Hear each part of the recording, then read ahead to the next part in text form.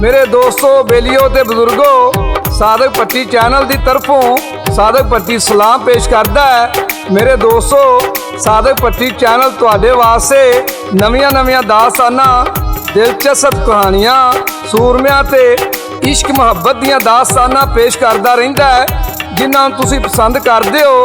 साधक भट्टी तुहाडा शुक्रिया अदा करता है। मेरे दोस्तों ते सज्जनों ते मित्रों साधक भट्टी चैनल नूं लाइक करिया जे ते शेयर करिया जे ते मेरे दोस्तों खुश होके चैनल की टल्ली जरूर दबाया जे ते आउने अज दी दास्तान वाले। मेरे दोस्तों अज असी जिहड़ी कहानी पेश कर रहे हैं ओहदा नाम है चालबाज।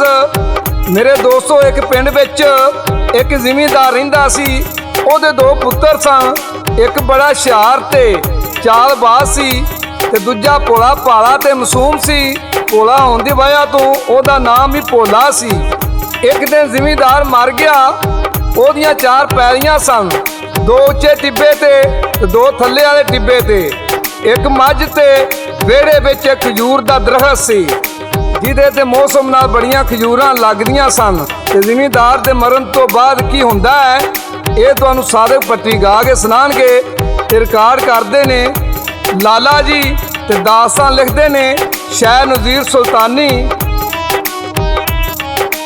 एक किसान दे दो पुत्र सन, भोला एक चलाक। कहंदा मेरे पुत्रों रखना आपस विच तफाक,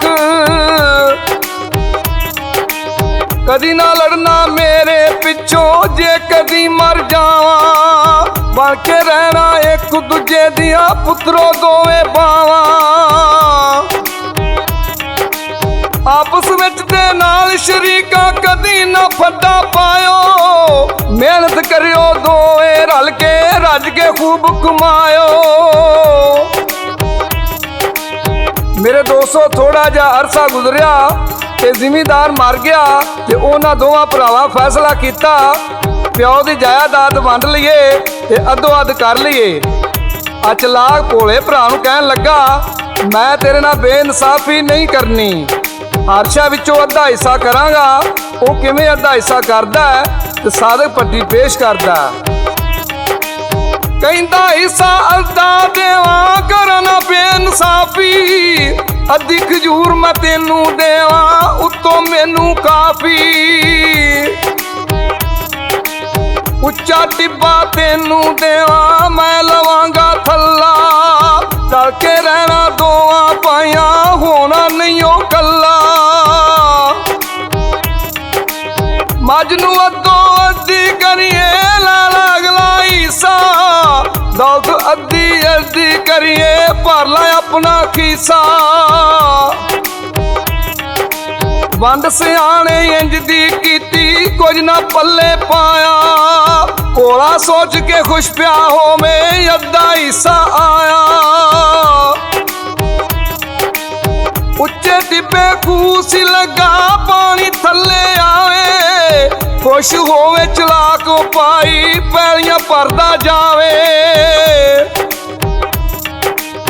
उत्ते फसल उगे कोई ना पानी ना ठहरे, ना कोई बल्ला उगण उथे ना ओ पैरे देवे। भोला सिर फड़ के बैठा आया बिच हैरानी, होवे रहमत रब दी जे कर वेंदा वल समानी। मेरे दोस्तों भोला कहन लगा भाई मेरी कोई फसल नहीं उगती, मैं की करा।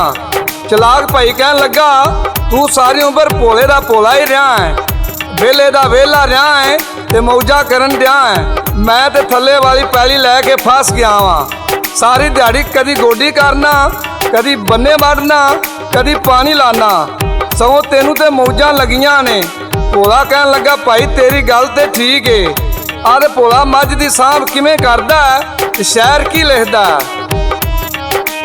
सारा दिन ओ पट्ठे पावे मझ नूं खूब रजावे, नाले ओनू पानी डावे नाले यार नवावे। आवे रात नूं दूजा पाई दुध मझ दा चोवे, भोले नूं आखे पीछा हट जा जादो नेड़े होवे।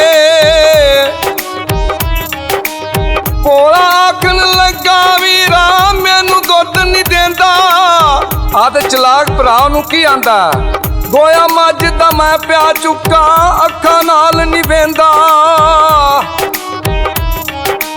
ਤੂੰ ਤੇ ਪੱਠੇ ਪਾ ਕੇ ਮੱਝ ਨੂੰ ਹੋ ਜਾਣਾ ਏ ਵੇਲਾ, ਦੁੱਧ ਤੇ ਮੈਨੂੰ ਚੋਣਾ ਪੈਂਦਾ, ਹੁੰਦਾ ਯਾਰ ਕੁਵੇਲਾ। ਆ ਮੇਰੇ ਦੋਸਤੋ, ਭੋਲਾ ਸਾਰਾ ਦਿਨ ਮੱਝ ਨੂੰ ਪੱਠੇ ਪਾਉਂਦਾ ਤੇ ਸ਼ਾਮ ਨੂੰ ਆ ਕੇ ਚਲਾਕ ਦੁੱਧ ਚੋ ਕੇ ਤੇ ਪਾਸੇ ਹੋ ਜਾਂਦਾ। ਆ ਭੋਲਾ ਕਹਿੰਦਾ ਭਾਈ ਮੈਨੂੰ ਵੀ ਦੁੱਧ ਦੇ। ਚਲਾਕ ਕਹਿਣ ਲੱਗਾ ਭਾਈ ਤੇਰੇ ਹਿੱਸੇ ਅਗਲਾ ਪਾਸਾ ਆਇਆ ਹੈ, ਤੂੰ ਪੱਠੇ ਪਾ ਕੇ ਤੇ ਵੇਲਾ ਟੁਰਿਆ ਫਿਰਨਾ ਹੈ, ਤੇ ਮੇਰੇ ਹਿੱਸੇ ਪਿਛਲਾ ਹਿੱਸਾ ਆਇਆ ਹੈ, ਇਹਦਾ ਮੈਨੂੰ ਗੋਇਆ ਵੀ ਚੁੱਕਣਾ ਪੈਂਦਾ ਹੈ ਤੇ ਦੁੱਧ ਵੀ ਚੋਣਾ ਪੈਂਦਾ ਹੈ। ਮੇਰੇ ਵਾਸਤੇ ਚੰਗੀ ਮੁਸੀਬਤ ਬਣਾਈ ਏ। ਆਦ ਸਾਧਕ ਭੱਟੀ ਕੀ ਆਂਦਾ, ਭੋਲਾ ਸਾਰਾ ਸਾਲ ਖਜੂਰ ਨੂੰ ਪਾਣੀ ਛਾਣੀ ਦੇਵੇ, ਸਾਲ ਹੋਇਆ ਤੇ ਬੂਟੇ ਉੱਤੇ ਪੱਕੇ ਜਿਸ ਦਮ ਮੇਵੇ।